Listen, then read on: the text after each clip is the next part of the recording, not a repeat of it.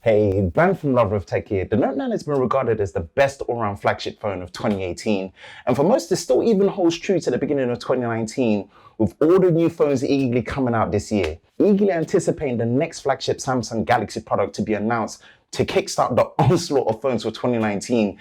How has the Note 9 held up for me using it for what has now been 7 months? This is my review of the Galaxy Note 9.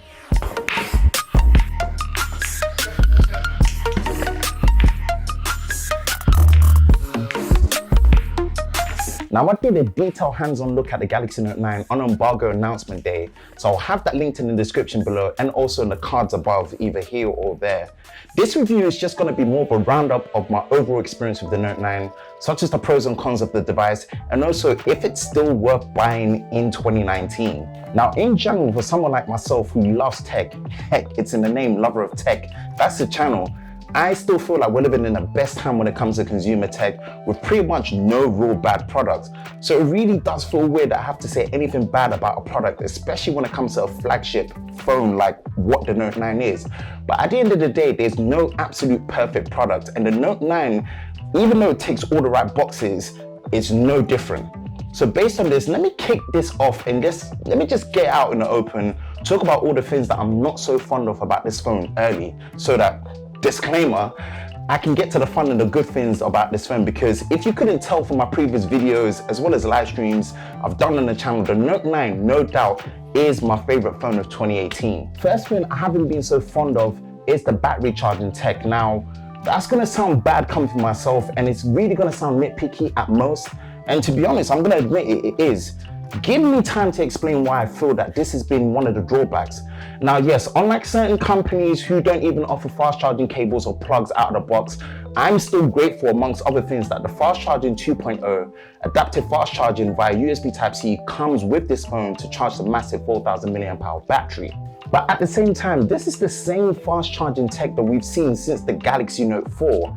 Now, don't get me wrong, I've done many battery recharge test videos on the channels, and by all means, it still works great, it works like a champ, and also the positive that it works more as an open standard over USB Type-C rather than a proprietary method. But it would be nice in the future to see an improvement to charging speed. And I mean, like I said, people can come at me hard for saying this and critiquing, but like I said, this is just me being nitpicky, and I just wish it was just something that had been improved, because we've been seeing it from previous devices. Next is the display. Wait, what? The display? Heck, Samsung arguably makes some of the best, if not the best displays that you can find on a smartphone. And yes, I mean, I have to agree with this subjectively, but I'm referring to the refresh rate. And I know this isn't gonna sound like a big deal to people, but honestly, until you've experienced it, a higher than 60 Hz refresh rate screen like 90 Hz or 120 Hz, you start to then realize that this is more beneficial than what's been happening with the gaming phone. But away from that, the display is banging. Forget a scientific display measurement for things such as continuous brightness, peak brightness, and color accuracy. The sharpness, the vibrancy, and also the brightness when you perceive it is legit on point on the Galaxy Note 9. So for me, I have no complaints.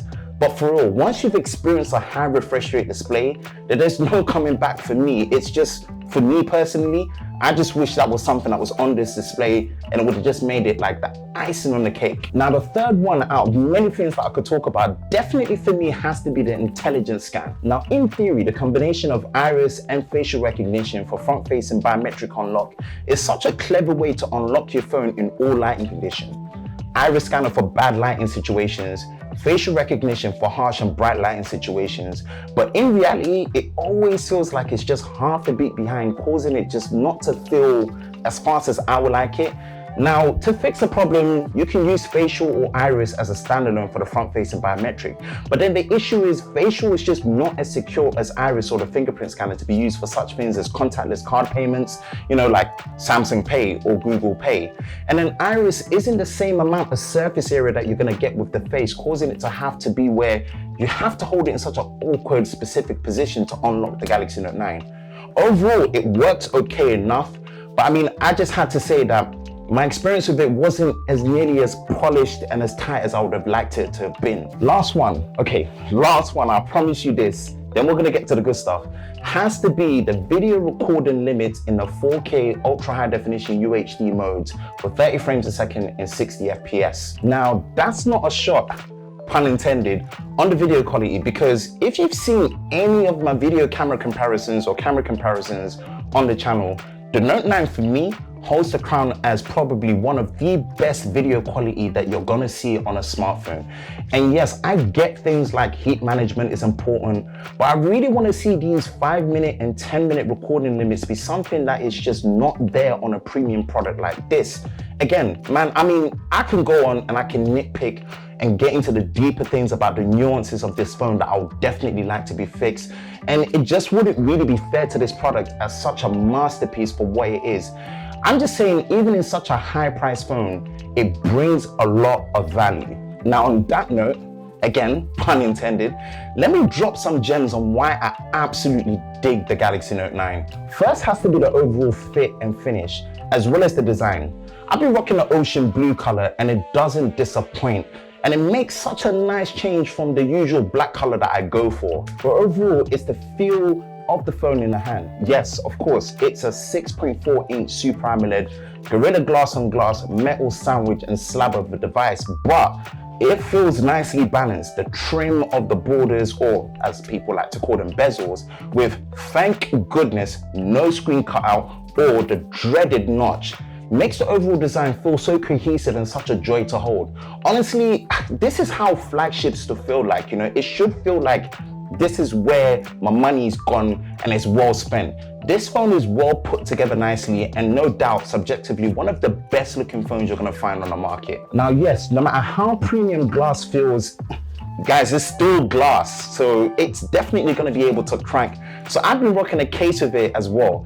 At least, you know, with glass, it enables and gives you features such as wireless charging, which I'm gonna be honest, although I don't use at home at all really, I'm always using this outside of home in between my stops to top up.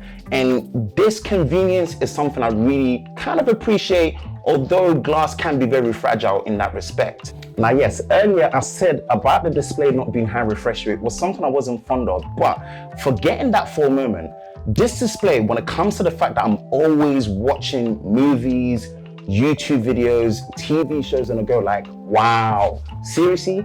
This is as good as it gets right now on a smartphone. And it doesn't even come close. The Note 9 compared to any other device, any other phone so far I've used. Collectively running through what makes the Note 9 such an overall beast of a package, you know, things like you still have the headphone jack, like, and again, please Samsung, don't remove it in future phones. Like, I really don't care the excuses or the reasons that other people, other manufacturers and other OEMs are giving us to why there's no space for the headphone jack. I just appreciate that it's still here, and I just hope it's something that sticks around because there's nothing wrong with it. Yes, Bluetooth is great, but you still have the headphone jack. Samsung keeps proving that, you know what, alongside things like having a micro SD card, internal storage of up to 512 gigabytes on this phone, 8 gigabytes of RAM, ingress protection IP68 for water and dust resistance. Yeah, trust me, the specs on this phone are absolute boss. Because of this, man, like, there's no surprise that the performance of this has held up. This phone still feels smooth. It runs multiple apps like a champ. Now I will say this, a circular design with more surface area for the rear fingerprint scanner would have been a preferred way to design it, but you know what? Away from what it was on the Note 8 as well as the S8, this is much more welcome and definitely has been my favorite way to biometrically unlock the phone. So I mean, not much of a problem for me personally. Now let's talk battery performance, which for me has been great. No doubt, 4,000 milliamp hour battery in this phone with great software optimization is gonna give you that. Like, this legit made me so happy, man, because I've been screaming for Samsung to put a bigger battery cell in a phone since the S7 Edge days, and I'm glad even with the new Bluetooth connected S Pen in such a big phone that a big battery was able to be fitted inside. Now, if we're talking about the camera for photos, it works great. I still feel like, you know, there's certain things that Samsung need to work on, like their color temperature for photos in low light.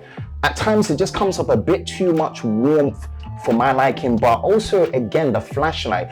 I think the flash is just way too harsh to be used in low light. So I'm hoping that in the future they can work on those things. But overall, from things like full control over the live focus portrait mode before and after you take the shot, and also being able to have the dual capture as well, where you have the close up and the wide angle shot, improved dynamic range, clear videos and clear pictures in daylight.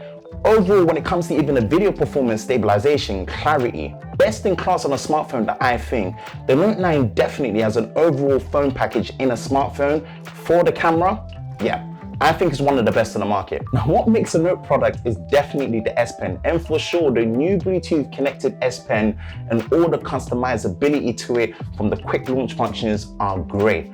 But if I'm gonna be completely transparent and honest, I don't use it like every day of every minute. But again, it hasn't taken away from the fact that I really do appreciate such a small but big improvement to what is such a clutch device and accessory that comes built into the phone. Now, I've covered most of what it does in my detailed hands-on, so go check that out. But I mean, just a quick roundup. Being able to quick launch your camera and open it with the S Pen and use it as a shutter is clutch, especially when you're coming to things like group selfies, and also for the fact that you can remap it to open different apps as well. Great stuff. Like, we want more of that, more power to the person, and the S Pen definitely doesn't disappoint. Now, I mean, after going through all of that, I can go on, but let me just wrap this up by saying that this phone doesn't come cheap. Like, in the UK, the MSRP at $899 and £1,099 respectively is not small change. Now, obviously, you can get it cheaper elsewhere, but I'm just looking at the MSRP. By principle, I just don't agree with smartphones becoming this expensive. But again, for me, if you're spending this kind of money, this phone in its own way offers the best value. And yes, I said value, and I'm using that very lightly here.